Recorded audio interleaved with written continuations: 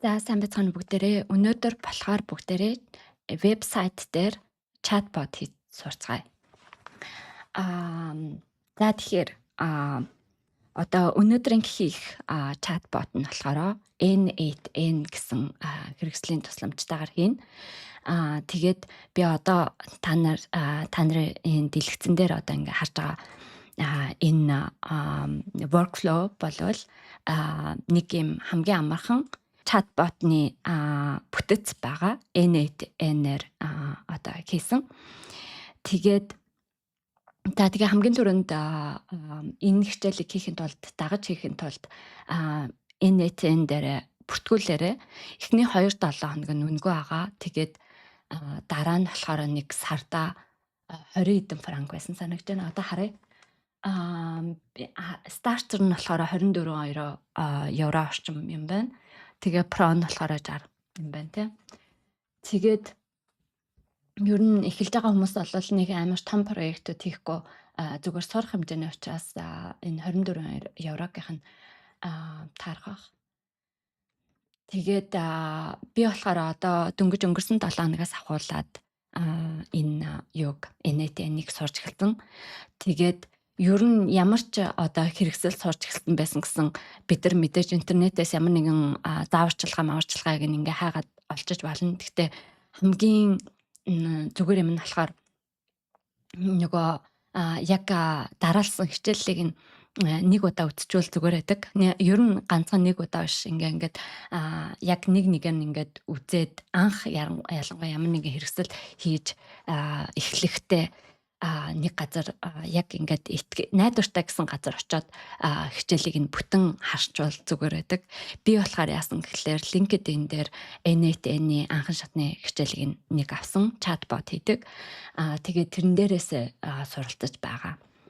Тэгээ яг эхнийхээ хичээлийг дуусгасан л та. Тэгтээ тэгээд дараа нь тэр миний хийсэн юм болохоор би шууд вебсайт дээр орж тавиад тэгээд юу яах боломжгүй ингээд шууд тавих боломжгүй байсан байлаа. Би та нарт одоо өөрийнхөө портфолио төслүүдийнхаа вебсайтыг үзүүлье. Энэ вебсайт нь болохоор арай дуусаагүй байгаа. Би ерөнхийдөө энэ жижиг өөрийнхөө төслүүдийг хийж байгаа. Тэгээд энэ доор нь энэ хөрхөн юу хийсэн байгаа. Энэ доор нь хөрхөн чатбот хийчихсэн байгаа. Өөрийнхөө портфолио вебсайтн дээрээ. Тэгээд миний одоо чатбот нь болохоор 3 хэлээр ярьдаг. Одоо 3 хэлээр хариулж болно. Англи, герман, монгол хэлээр. Тэгээ одоо жишээлбэл би энэ дээр сайн уу гэж хэлэх юм бол надад монголоор хариулна. Сайн уу, би Андрийн хувийн туслах байна. Та Андрийн талаар эсвэл түүний вебсайтын талаар асуух зүйл байвал би туслахад бэлэн байна. Андрийн зарим контент, видео бичлэгүүд монгол хэлээрч бас байдаг шүү. Та юу мэдхийг хүсэж байна вэ гэд гараад ирлээ те. Эсвэл hallo гэх юм бол германаар hallo, ich bin Annas persönlicher Assistent гэд ингээ германаар гараад ирлээ. Тэгээд ингээд хөөрхөн ийм жижигэн туслахтай болцсон өөрийнхөө вебсайтн дээрээ. Тэгээд тэгээд энэ дээр нь болохоор ерөнхийдөө миний одоо төслүүдийн талаар одоо тайлбарлаж өгнө. Тэгээд миний хувийн одоо нөгөө CV-ний талаар тэгээ skills and more гэд тайлбарлаж өгнө. Тэгээ мэдээж оптимал бол одоохондоо хийгээг байгаа тий. Сайжруулах юмнууд зөндөө байгаа. Одоо жишээлбэл хажуу дээр нь зарангууд энэ юу нь буцаж хаагддаг ч юм уу тий. Энэ цонх нь буцаж хаагддаг. Заавал энэ дээр нь дарах шаардлагагүй гэх мэтлэн юмнууд байгаа. Тэгээд дээрэс нь одоо анар ассистент гэдэг нь одоо арай өөрөөр бичих юм уу. Тиймэрхүү шаардлагууд бол байгаа. Тэгтээ хамгийн эхний ээлжинд бүгдээрээ хамгийн амархан шууд ингээ вебсайтн дээр биччихдэг. Одоо гаргаад ирдэг ийм чатбот хий. За тэгээ ерөнхийдөө энэ нөгөө чатбот нь болохоор чатбот нь болохоор ерөнхийдөө миний вебсайт нь болохоор Webflow дээр хийсэн байгаа. Тэгээ Webflow нь болохоор no code, low code tool одоо байгаа. Тэ би бас сартаа хэдэн франк төлдөг. Тэгээд сартаа одоо хэдийг төлдөг 30 орчим франк төлдөг санагдж байна. Тэгээд миний энэ вебсайт байгаа Think Bold with Anna гэдэг. Тэгээд энэ вебсайтн дээр одоо ийм туслагч хийсэн байгаа. Тэгээд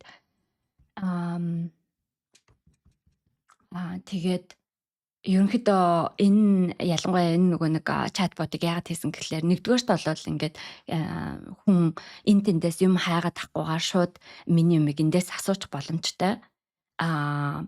Тэгээд нөгөө талаар болохоор би өөрийнхөө чадварыг ингэж өөрийнхөө нөгөө портфолио вебсайтн дээр харуулах гэж байгаа учраас энэ бас айгүй юм даваа талтай байгаа гэсэн үг. Тэгээд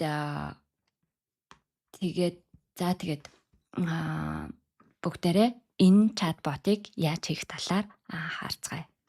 За одоо та нар эхлээд бүртгүүлээд тий юун дээр NATN дээр бүртгүүлэхэд болохоор эхний 2-7 хоног нь үнэгүй хэрглэж болж байгаа. Ямар ч кредит картын мэдээлэл өгөх шаардлагагүйгээр шууд бүртгүүлээл тэгэл 2-7 хоног хэрглэж болно. Тэгэхээр тэр хоорондоо одоо надад тохирсон юм байна уу үгүй байна уу гэдгийг харж болно шүү дээ тий. Тэгээд одоо би шинээр ингээд workflow зохио. Тэгэнгүүт personal гэд тэгээд my workflow гэд гараад ирлээ. Ингээд шинэ хуудасны гэд гараад ирлээ. Тэгээд энэ дээр нь болохоор my first chatbot гэд биччихэ. Chatbot гэд нэрлэжээ те. За тэгэхээр одоо бидний хийх chatbot нь болохоор ямар дараалалтай байх уу гэхлээр одоо би өөрийнхөө вебсайтн дээр нөгөө энэ чатботоо хийсэн байгаа шүү дээ. Энэ нь яаж байгаа гэхлээр хэрэглэгч нь одоо мессеж бичнэ. Тэгэнгүүт webflow-ing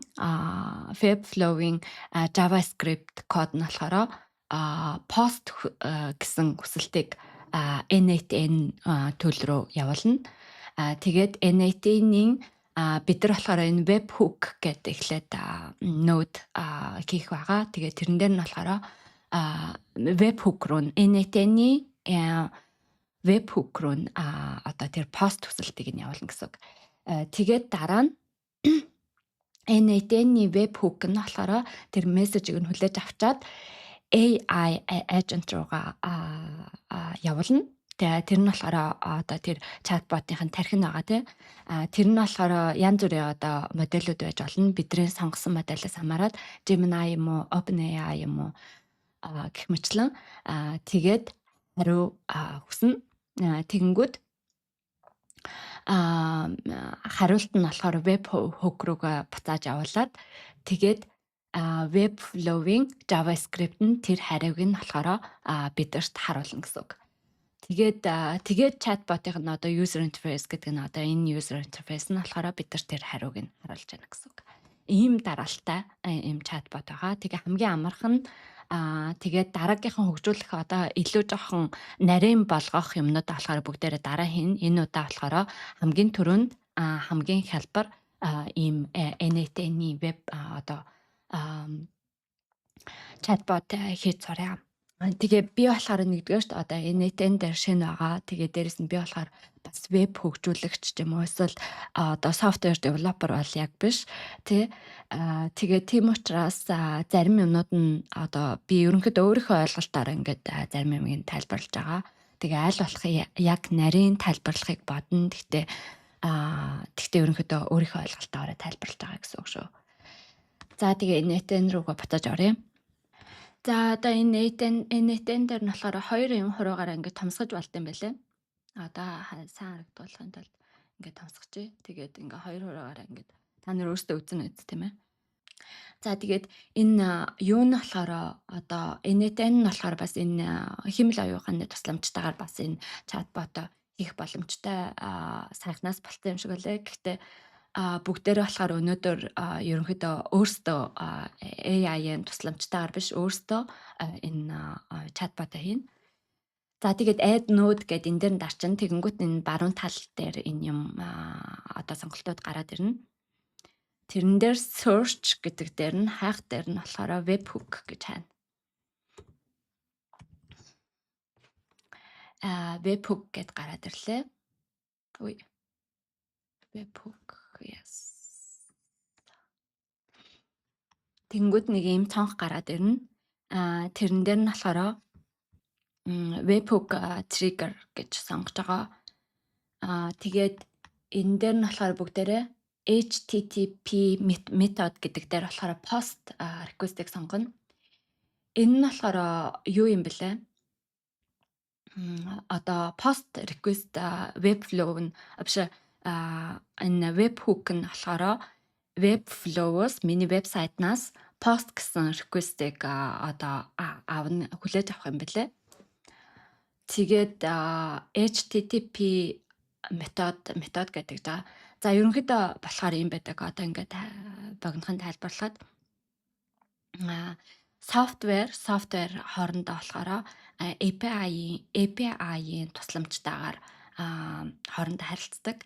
Тэгээ API гэдэг нь юу гэхлээр ийм дүрмийн одоо ийм цоглуулга байдаг. Тэгээ тэр дүрмийн цоглуулга нь болохоор нэг софтвер нөгөө софтвертайгаа яаж харилцах гэсэн ийм дүрмийн юу байдаг. Тэгээд ерөнхийдөө бид нар юу хийж байгаа гэхлээр чатботынхаа одоо энэ widget гэдэг юм шиг байлаа. Тэгээ энэ widget дээр нь ороод ямар нэг асуулт явуулах юм бол тэднэр нь webflow-оос болохоор бид нар post гэсэн request юуны n8n-ийн webhook hook-ийн API руу явуулж байгаа гэсэн. Тэгээд тэрний тусламжтайгаар одоо post гэсэн хэлбэртэй request явуулж байгаа юм байлээ. Тэгээд үндсэндээ болохоор хэрвээ та нар өөрсдөө юу яаж байгаа бол энэ path-ыг нь зааж харуулж одоо болохгүй юм байлээ. Одоо энэ path байгаа шүү дээ, тий. Энэ зам байгаа. Энэ path-ыг нь болохоор хүнд харуулж болохгүй. Гэхдээ би энэ дээр яагаад ингэ харуулж байгаа гэхлээр би энэ одоо workflow-ыг болохоор зөвхөн та нарт үзүүлэхийн үүднээс хийж байгаа. Тэгээд энийг болохоор би өөрөө юу яахгүй. Энийг болохоор дараа нь өөрөө устгахчихна. Тийм болохоор энэ аюулгүй гэсэн үг. За тэгэхээр энэ path-ыг нь болохоор та нар өөрснөө сольж болно. Яагаад тэгэхээр энэ нь болохоор нэлээд амар их код байгаа тий. Тэгээд энийг ч ингээд санахад хэцүү. Эсвэл энэ нь болохоор дараа нөгөө URL-ийнх нь pattern болчих учраас энийг бол айгүй амархан одоо ямар нэгэн текстээр сольжиж болно. Тэгээд энэ нь болохоор одоо миний chatbot path гэд нэрлэжээ. Гэх мэтлэн ямар нэг юм path хамгийн сүүлийнх нь нэрийг нь өгж болно. Бүгдээрээ энэ дээр болохоор миний chatbot path гэд нэрлэжээ. Тэгээд authentication гэдэг нь болохоор одоо тэр одоо chatbot дээр бичиж байгаа хүмүүс нь болохоор заавал өөрийгөө эхлээд бүртгүүлэх шаардлагатай юу гэхээр үгүй. Хинж бичиж болно. Тэгээд immediately гэдэг нь болохоор шууд хариулна гэж байгаа. Энэ дээр нь болохоор за тэгээд бидний хувьд болохоор энэ respond to webhook node юм уу эсвэл when last node finishes гэдгийг нь ашиглавал зүгээр гэсэн. Яагаад гэхээр immediately гэдэг нь болохоор одоо AI одоо agent нь AI одоо тархин ажилд амжаагүй байхад хариулна гэсэн үг. Тэгэхээр тэрний дараа нь болох ёстой учраас энэ хоёрын нэг нь тэгээд энэ respond to webhook node нь илүү дээр гэсэн. За тэгээ ингээд байна болохоор энэ зүгээр энэ гадна талд нь ингээд арчин тэгэнгүүт бидний webhook нь ингээд гараад ирлээ гэсэн үг. Тэгээд мэдээж би энэ нөгөө хичээл дээр айгу том гаргаж байгаа болохоос та нар ингээд жижигхэн болгож аваад хийсэн дээр тий. Тэгээд за одоо болохоор webhook нь болохоор тэр web flow одоо миний вебсайтнаас орж ирж байгаа API request-ыг нь хүлээж авна гэж ойлголоо. Хүлээж авна. Тэгээд одоо энэ дээр болохоор бүгдээрээ хэмэл оюун ухааныхын тархийг нь залгана. Тэгээд одоо жинхэнэ agent нүүдийг нь залгана. За энд нь болохоор янз бүрийн одоо модельүүдийг хэрэглэж болно. OpenAI, Gemini гэл бусад одоо юунуудыг хэрэглэж болно. Тэгээд энэ дээр нь болохоор бүгдээрээ Google-ийн Gemini-ыг сонгож авъя. Тэгээд яагаад гэвэл би бусдыг нарай хэрэглэж амжаагүй байгаа. Тэгээд яагаад гэхлээр Gemini-ийнх нь API-ыг нь одоо хэрэглэхэд илүү хамгийн хэлбэр гэсэн. Тийм учраас Gemini-гийн одоо тархиг авна гэсэн үг. Тэр нь болохоор энэ Google Gemini гэж байна. За тэгээд одоо эндээс нь болохоор алиг нь сонгоно гэхээр AI agent-ийг нь сонгоно.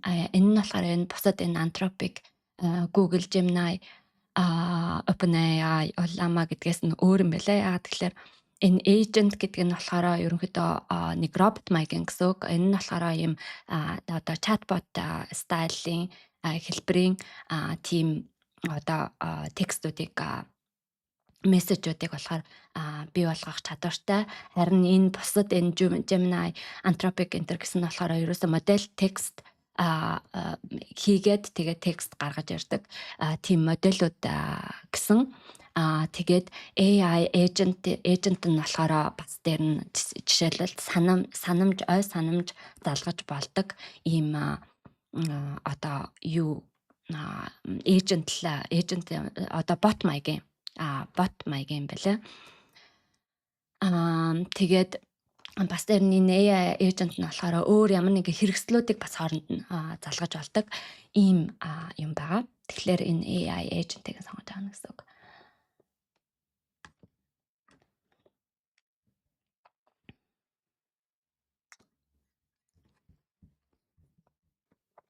Тэгээд энэ AI agent-ийн дотроо болохоор бүгдээрээ ямар моделийг нь хэрэглэх гэдгийг нь сонгоно гэж байгаа. Одоо Google-ийн Gemini юм уу эсвэл OpenAI юм уу, Llama юм уу гэх мэтлэн Anthropic юм уу сонгоно гэж байгаа. За тэгэхээр одоо ингээ онгойлгохчингууд AI agent онгойлгохчингууд энэ нь connected chat trigger node гэж байна те. Бид нар болохоор trigger node-ыг болохоор гаргаж ирэг байгаа. Бид нар болохоор юу хийсэн гэхээр webhook хийсэн байгаа. Тэгэхээр энэ trigger node нь биш, define below доош тодорхойлно гэж байна те. Тэгээд тэнд нь тодорхойлно гэсэн үг. Chatbot-ийн хэрэглэгч нь одоо бид нар лөө ингээд мессеж явууллаа гэж бодоход тэр нь болохоор NAT-ийн дээр болохоор JSON гэсэн хэлбэрээр орж ирнэ. Тэгээд энэ нөгөө AI agent дээр тэр мессеж нь хаана байршилж байгаа гэдгийг мэддэх ёстой гэж байгаа. Тэгээ өчигдөр болохоор би өөрийнхөө одоо chatbot-ыг хийхдээ эхлээд нэлээд алдчихад одоо би болохоор өөрийнхөө одоо chatbot-ыг тэр вебсайтн дээр суулгахын тулд нэлээ их ChatGPT хэрэгэлсэн. Тэгээд ингээд анханасаа бол алдаа гараад тэгж явж байгаа. Тэгээд хамгийн сүүлд нь засаад тэгээд зассан одоо дууссан хэлбэр нь болохоор ийм хэлбэртэй байгаа. За тэгэхээр одоо ерөнхийдөө энэ код нь болохоор юу гэж хэлж байгаа гэхээр одоо орж ирж байгаа мессежийг одоо тэр одоо мессежний body дээр одоо body дотор ингээд тэр мессежийг нь хай гэж байгаа. Тэгээд үгүй болвол одоо body дотор нь биш болвол шууд мессежийг нь одоо хай гэж байгаа ийм хэлбэр байгаа. Тэгээд яагаад одоо тэр нь тэнд нь байхгүй болвол гэж байгаа гэхлээр ерөнхийдөө янз бүрийн хүмүүс болохоор янз бүрийн JSON байгуулалтыг одоо хэлбэрийг те хэрэгэлдэг. Тийм болохоор тэрэнд нь тааруулж ингэж бичсэн байгаа.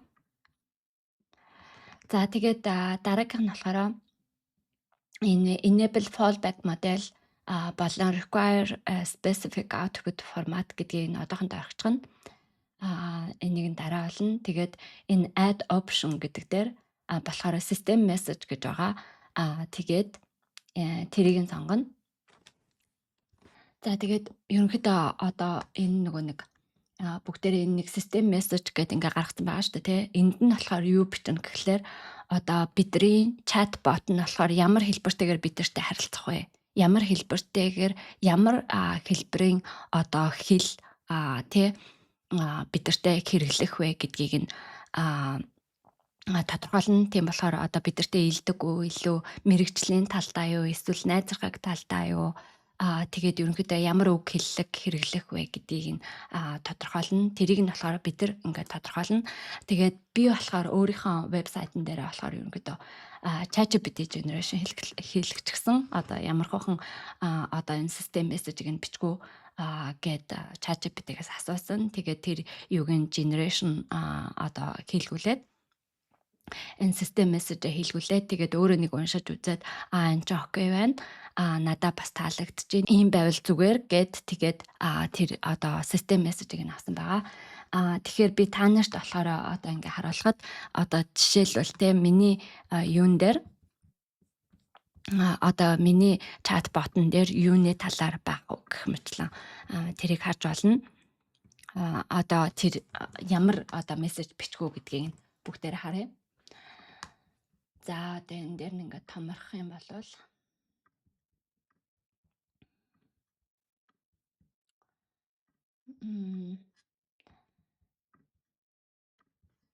за тэгээд энэ дээр нь болохоор ерөнхийдөө одоо Анрын ассистент гэсэн ийм вебсайт байгаа. Тэгээд энэ нь болохоор хувийн ассистент одоо туслагч юм. Тэгээд зорилго нь болохоор Анрын боловсрал туршлага төрслүүд болон ур чадваруудын талаар тодорхой хэрэгтэй мэргэжлийн хариулт өгөх. Тэгээд хэрэглэгч ямар хэл дээр бичсэн байна яг тэр хэлээр нь хариулна. Тэгтээ бол би одоо хэлүүдэд тайлбарласан байгаа 3 хэлээр. Нэг нь болохоор герман, англи, монгол хэлээр хариулна гэж бичсэн. Тэгээд хэрвээ тэгээд англиар бичих юм бол англиар хариулаад германаар бичих юм бол германаар хариулна гэж ингэж бичсэн байгаа. Тэгэнгүүтээ хэрв холбогдох нөхцөлд тохиромжтой байвал Анрын комментуудын зарим нь монгол хувилбартай гэдгийг товч дурдж болно гэж байна. Тэгээ вебсайтын үндсэн мэдээлэл нь болохоор Анар нь болохоор Швейцарт сургалт төгссөн өгөгдөл болон эрсдлийн шинжээч бөгөөд Цюрихт сургалт төгссөн тэгээд актуарын чиглэлээр мэрэгдэж яваа. Ийм тэгээд AI автоматжуулалтын чиглэлээр туршлагачж яваа ийм хүн байгаа тий. Энийг нь болохоор би энэ одоо систем мессеж болохоор англиар бичсэн. Одоо англиар generate хийлгүүлсэн байгаа.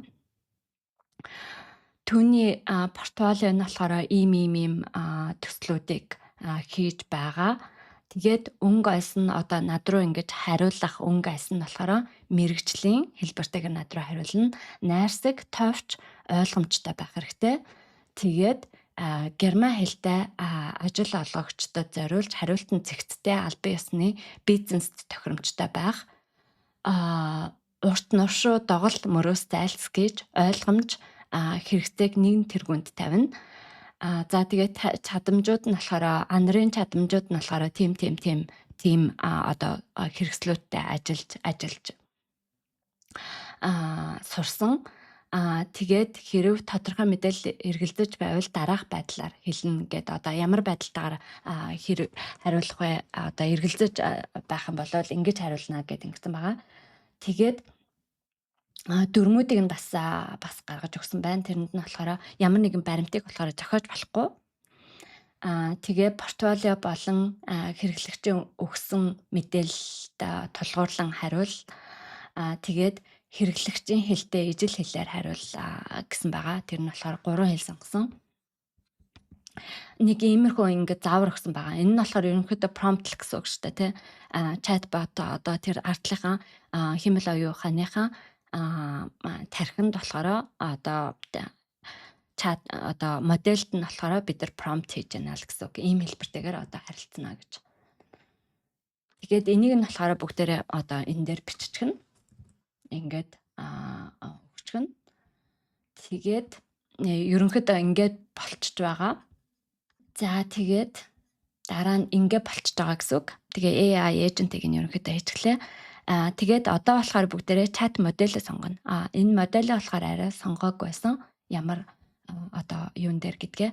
Тэгээд одоо энэ хичээлд зориулаад болохоор хамгийн одоо миний сонссноор болохоор хамгийн амархан одоо API-ыг нь гаргаж авдаг нь болохоор энэ Google Gemini чат модель байгаа. Тэгээд бүгдээрээ энэ Gemini chat моделийг сонгоё. Тэгээ бүгдээрээ нөгөө өмнө нь Gemini-ыг сонгосон болохоор энэ дээр Gemini гэдээ гараад ирчихсэн байгаа. Тэгээд энэ нөгөө айгүй олон төрлийн модельуд байгаа Gemini дотроо те. Тэгээд тэрнийх нь хамгийн ер нь хэрэгцээтэй хамгийн хурдан хамгийн сүүлийнх нь загвар нь болохоор энэ Gemini 2.5 Flash гэсэн загвар байгаа. Тэгээ хэрвээ энэ видео хэдэн сарын дараа үзэж байгаа бол мэдээж дараагийн модель нь гарчих байх. Мэдээж гарчих нь. Тэгэхээр хамгийн сүүлд одоо гарсан моделийг нь мэдээж хэрэглэсэн дээр. За одоо тэгэхээр нөгөө эхлээд одоо энэ дээр болохоор би Google Gemini гэдэг энэ аккаунтаа болохоор би API-ыг нь аль хэдийн авчихсан байсан. Та нарт болохоор хэрвээ анх удаага яаж байгаа бол энэ new credential хэрэгтэй байгаа. Тэгээд new credential хийх хэрэгтэй. Тэхийн тулд бүгдээрээ яана гэхлээр Google AI Studio гэж явна. Google AI Studio гэж очино.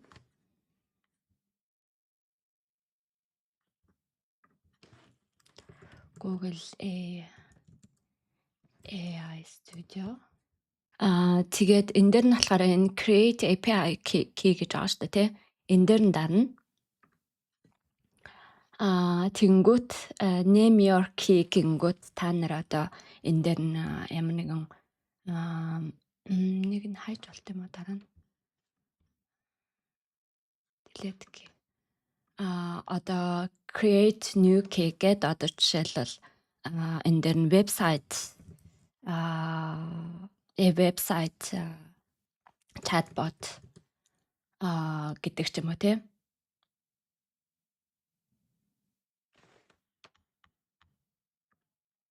Вебсайт chatbot гэдэг ч юм уу. Тэгээд юу яа гэхлээр new project гэн import project create project гэн name your project chatbot website гэд эсвэл нөгөө өмнө нь website chatbot гэсэн шүү дээ. Тэрийгээрээ create project гэд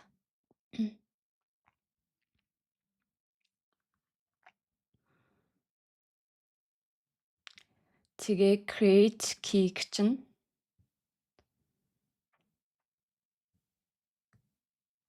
тэгээд тэгэнгүүт вебсайт chatbot гэсэн байгаа. Тийшээгээ ороод тэгээд ийшээгээ энэ дээр нь болохоор key-г нь бичсэн байна те API key. Тэгээд энэ key-гээ болохоор copy гээд тэгээд одоо энэ chatbot буцаж энэ юу лог очоод NATN лог явуулчаад create credential гээд түрүүн copy хийсэн хуулж авсан API credential энэ дээр тавиад тэгээд энийг болохоор зүгээр all гэдэг орчихсон. Тэгээд save дээр дарна.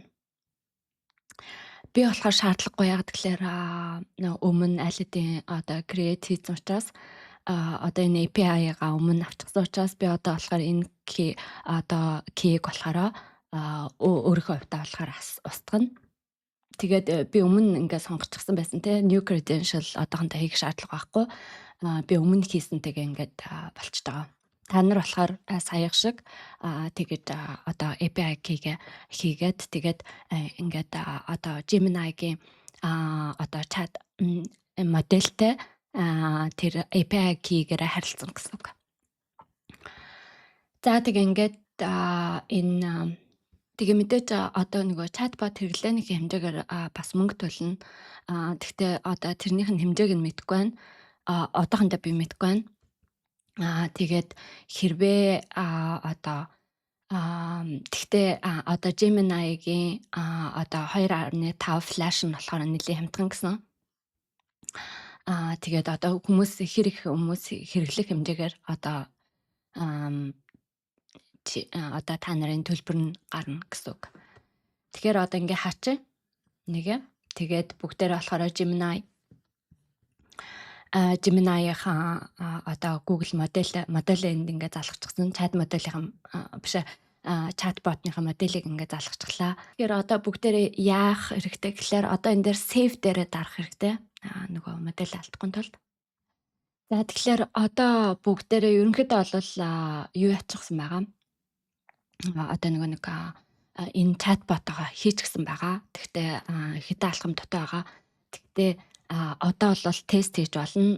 Уул нь бол хэрвээ бид нар энэ webhook хийгээгүй байсан бол шууд энэ одоо N8-н дээр чатботоо тест хийж болох байсан. Тэгтээ одоо болохоор бүгдээрээ вебсайтн дээр тест яагаад тэгэхээр энд нь webhook нь заавал нөгөө post request авах хэрэгтэй учраас одоо вебсайтнаас авах хэрэгтэй учраас тэгэхээр тэрний тулд гэхлээр webhook-гээ дахиж онгоолгоод production URL онгоолгоод тэгээд энэ pat-ыг болохоор одоо энэ дээр миний chatbot pat гэсэн байна шүү дээ тий. Энэ нь болохоор миний тодорхойлсон байгаа. Тэгээд энэ одоо URL pat аваад тэгээд бид нар болохоор бүгдээрээ save enter хийчихсэн байгаа. Тэгээд дараагийн хаалт маань болохоор энэ active болохын чухал. Workflow is activated. Got it. Тэгээд вебсайтн дээр одоо энэ нь болохоор вебсайт байгаа тий. Би одоо webflow дээр хөгжүүлэлттэй хийдэг. За тэгэхээр одоо нөгөө webflow-ийн settings руу нараад одоо өөрийнхөө сайтныхаа webflow дээр болохоор settings руугаа ороод custom code гэдээ байгаа. Тэгээ энэ custom code дээр нөрөнгөт энэ дээр нь болохоор би нөгөө юу хийчихсэн байгаа. Нөгөө одоо тэр chatbot-ны одоо user interface-ийг нь одоо нөгөө миний вебсайтн дээр энэ user interface байгаа штэ. Энэ user interface байгаа. Эннийх нь код нь болохоор энэ дээр ингээд бичсэн байгаа гэсэн үг. Энийг болохоор ChatGPT дээр create болоход амархан бүгдээрээ яах ёстой гэхээр бүгдээрээ одоо хийж үзье. ChatGPT дээр тэгээ бүгдээрээ одоо болохоор одоо тэр webflow-ийн кодыг нь хийх хэрэгтэй болж байгаа шүү дээ. Тэгэхээр тэрнийхэн промптыг нөгөн юу гэж өгнө гэхлээр ерөнхийдөө chatbot болохоор N8-ны workflow-ийн webhook-ийн нодын тусламжтайгаар би одоо chatbot-о webflow дээр хиймээр байна. Тэгээд надад кодыг нөгөөч гэж ингэж хүсэж байгаа. Тэгээд дээрэс нь user interface-ийг нь надад хийгээд өгөөч гэж ингэж prompt хийж байгаа.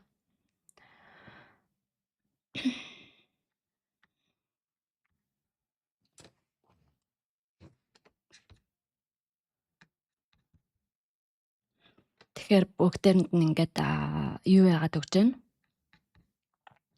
Одоо тэр доор байгаа тий доор нь байгаа тэр user interface-ийг нь хийж өгч байна. Тэгээ яаж webflow-ийн N8-ийнхаа webhook-тэй холбох уу гэж.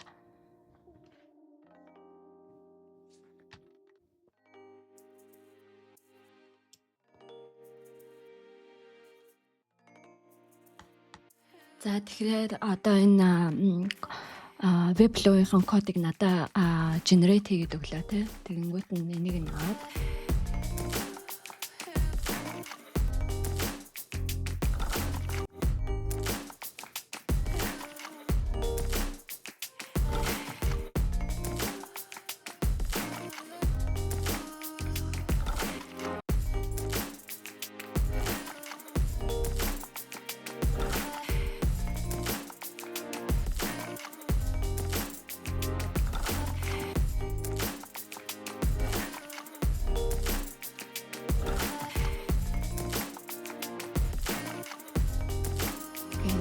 ирээд энэ нь болохоор би өмнө хийчихсэн код байсан. Одоо энийг нь төртөө одоо шинэ хийсэн юмараа шалгаж үзье.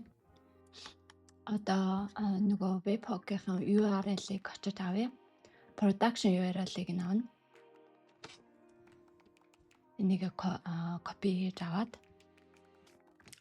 тэгээ webflow дээр очоод тэгээ ерөнхийдөө энэ нөгөө кодыг нь өөрчлөх байгаа. Одоо энэ дээр бол тест URL өгчихсэн байгаа. Тэгэхээр ийшээгээ болохоор энэ дээр нь одоо өөртөө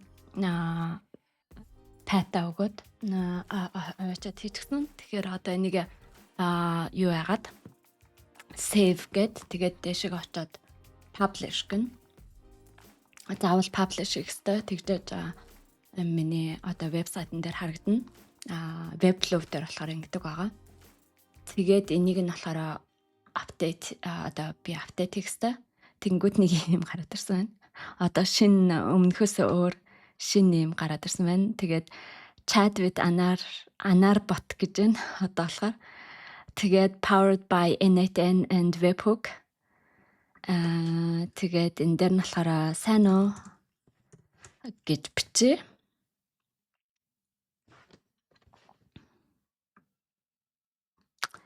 Тэнгүүт юу гэж байна? Send гингүүт. Одоо энэ нөгөө хэрвээ алдаа гарах юм бол одоо тэр execution дээр нь ингээд дарна.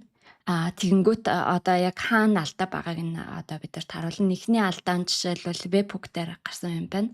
Тэгэхээр editor руугаа ингэж буцаж очоод webhook-а онгоолгоод тэгээ алдаа нь болохоор энэ байсан байна.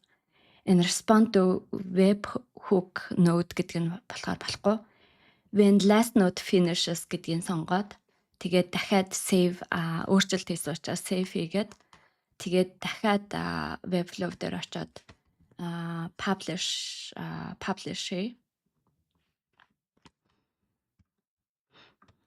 тэгээд одоо think вебсайтаа дахиж ингэж нээгээд тэгээд миний чатбот энд байж гэн сайн уу гэхээр одоо болж гэн үгүй юу үзье. За одоо тэгэхээр raw response гэж надад хариулж байна те бас л алдаа зааж байна гэсэн үг. Тэгэхээр одоо энийг нь өмнө нь болохоор бүгдээрээ энэ нөгөө алдаан дээр нь харахад n8n-ийн алдаан дээр харахад execution 2 алдаа байсан те. Тэгээд тэр алдаагаа очиж харъя. За тэгэхээр саяхан нь болохоор raw нөгөө нэг response гаргаад байна гэж байна те. Тэгэхээр би сая ингээд file raw гэдэг ингээд асуулаад тэгсэн чинь одоо энэ кодыг ол гэж байна. Одоо Webflow-ийн кодн дээр энэ хэсгийг нь ол гэж байна. Тэгчээд энэ кодоор солих гэж байна те. Тий одоо энэ функшныг нь олчлоо. Энэ дээр байна. Тэгээ аль хүртэл явна гэж байна. Return raw response JSON гэж байна. Return raw response JSON хүртэл ягаад тэгээд би нэг copy хийсэн байгаа шүү дээ. Тэгээд raw response JSON гэсэн хүртэл яваад тэгээс ерөнхийдөө ол сольчихно. Replace чинь. Тэнгүүт нэг юм алхам урагшаага ячлаа тий tab дээр дараад игнэндээ оруулаад тэгээ өөрчлөлт хийсэн учраас save тэгээд publish гэж тэгэнгүүт нь Webflow дээр дахиж очоод ингээд тэгээд үзье. Одоо үзье сайн уу? Сайн байна уу? Танд хэрхэн туслах вэ? Анарын боловсрол туршлага төслүүд эсвэл ур чадваруудын талаар ямар нэгэн мэдээлэл хэрэгтэй юу? Гэж байна те. Чи хэдэн хэлээр хариулж чадах вэ? Хэлээр хариулж чадах вэ? Надад. Би монгол, англи, герман гэсэн 3 хэлээр танд хариулж чадна. Энэ нь анар балдын вебсайт руу зочилж буй хэрэглэгчдэд хамгийн ойлгомжтой тустай байх зорилготой юм гэж байна. За тэгээ ерөнхийдөө энэ нөгөө хариулж байгаа энэ промптыг нь болохоор өөрчилж сайжруулж болно. Одоохондоо бол хамгийн амархан ийм юу хийсэн байгаа. Одоо чатбот хийсэн байгаа. Хамгийн амархан те зүгээр хамгийн түрүүнд ерөөсөө чатбот хийгээд тавьчих гэсэн л ийм чатбот байгаа. Одоохондоо бол сайжруулалт хийгээг байгаа. Тэгээд одоо асууя. Одоо бидний хийсэн чатбот нь болохоор юу байхгүй. Одоо ой санамж байхгүй. Би одоо өмнөх асуултан дээр юу гэж асуусан бэ гэж асууя. Би өмнө нь юу гэж асуусан бэ? Тэнгүүд санахгүй. Уучлаарай, би өмнөх асуултуудыг санах чадваргүй. Таны одоогийн асуултанд хариулах боломжтой. Та нарын тухай юу мэдгийг хүсэж байна вэ гэж байна. Тэгэхээр одоохондоо бидний чатбот нь болохоор санамж байхгүй байгаа. Тэгэхээр бүгдээрээ санамж ботондоо хийнэ гэсэн үг. Тэгээ буцаж очоод одоо ингээд бидний энэ workflow байж байгаа шүү дээ, тий. Тэрэн дээр энэ memory гэсэн хэрэг хэсэг байгаа. Тэгээ memory дээр болохоор энэ simple memory нь хангалттай. Simple memory дээр дарчна. Тэгээд үндсэндээ болвол бидний хийсэн юм нь болохоор web hook байгаа. Trigger node биш, chat trigger node биш. Define below гэж байна. Оруулна. Тэгэнгүүт одоо энэ дээр нь болохоор ердөө key нь болохоор ямар хаана нь одоо бидний мессеж нь орж ирсэн байна гэхлээр зөвхөн энэ үгийг одоо тэр key-г хаана гэсэн үг. Тэгээд одоо энэ context window length гэдэг нь болохоор юу гэхлээр одоо 5 гэд өгчих юм бол 5 өмнөх асуултуудыг одоо текстүүдийг санана гэсэн үг. Би болохоор өөрийнхөө вебсайтн дээр болохоор 10 гэд өгсөн байгаа. Тэгээ одоохондоо бол аль нь хамгийн тохиромжтой тоо гэдгийг мэдэхгүй. Гэхдээ 10 гэд өгчихсэн байгаа. 10 одоо өмнөх асуултуудыг санана гэсэн үг. Тэгээд тэрнээс хойш мартчихна гэсэн үг. За тэгээ ингэж тавьчаад тэгээд эндээс гараа. Тэгээ одоо би болохоор save хийгээд тэгээд ерөнхийдөө бидний ингээд чатбот нь бэлэн болчихлоо тий. Save хийчихсэн учраас бүгдээрээ одоо ThinkFlow юун дээр очоод би publish хийгээд тэгтээ энэ publish хийх ёстой үгүйг нь сайн мэдэхгүй байна. Яг тэгэхээр би энд ямар нэгэн өөрчлөлт хийгээгүй болохоор үгүй байж магадгүй. Тэгтээ тэрийг нь би одоо шалахгүй. Одоо энэ дээр refresh хийгээд тэгээ чатботоо асуу. Сайн уу? За би нарын туслах байна энэ гэд гараад ирлээ. Тэгэнгүүт нь чи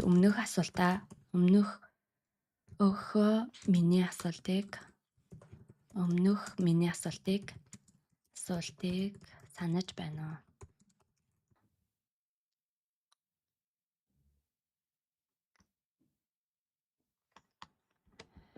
уу? За тэгэхээр өмнөх асуултуудаа болохоор санахгүй байна.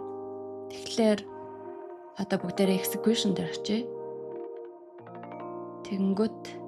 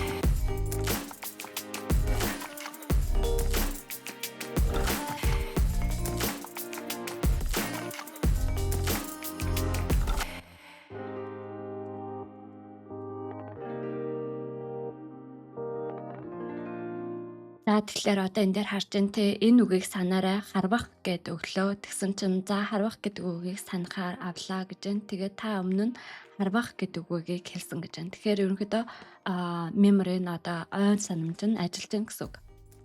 Би хамгийн эхлээд ямар юу чамд хэлсэн бэ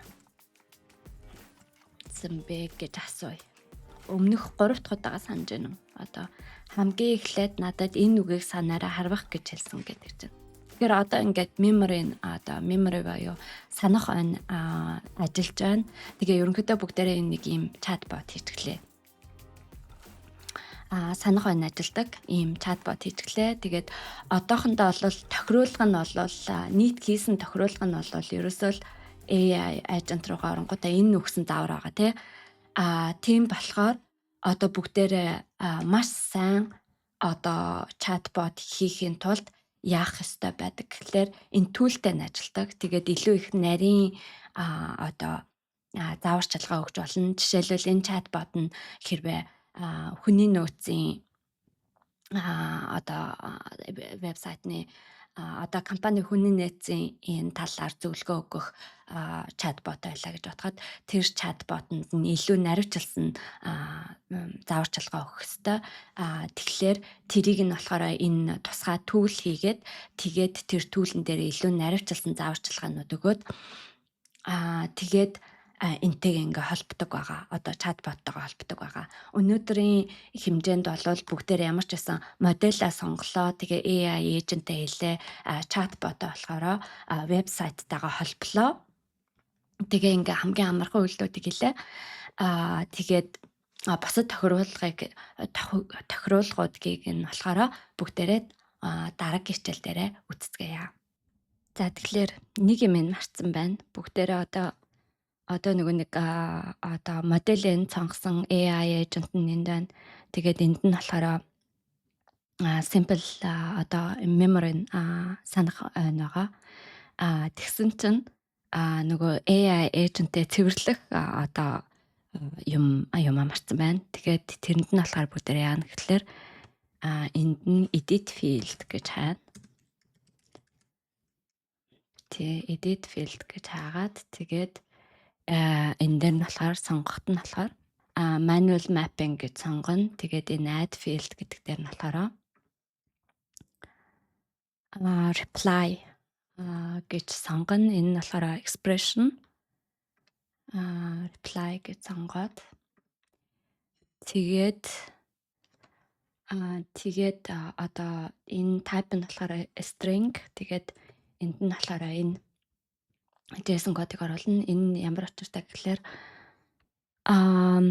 одоо ямар модель энэ төр хэрэгжилж байгаагаас хамаарат заримдаа одоо хариу нь болохоор reply гэдэг энэ хариу нь болохоор response дотор байдаг, заримдаа output-д байдаг, заримдаа text гэсэн юм дотор байдаг, заримдаа болохоор result гэсэн юм дотор байдаг. Тийм учраас энийг нь болохоор ингэж бичиж байгаа гэсэн үг. Тэгээд бусдыг нь болохоор ерөнхийдөө хоосон үлдээн бусад хэсгийг нь тэгээд гараад save дараад тэгээ яг save тэгээ activation болгоцсон учраас одоо ингээ бүгдээр харах юм бол ингээ publish хийгээд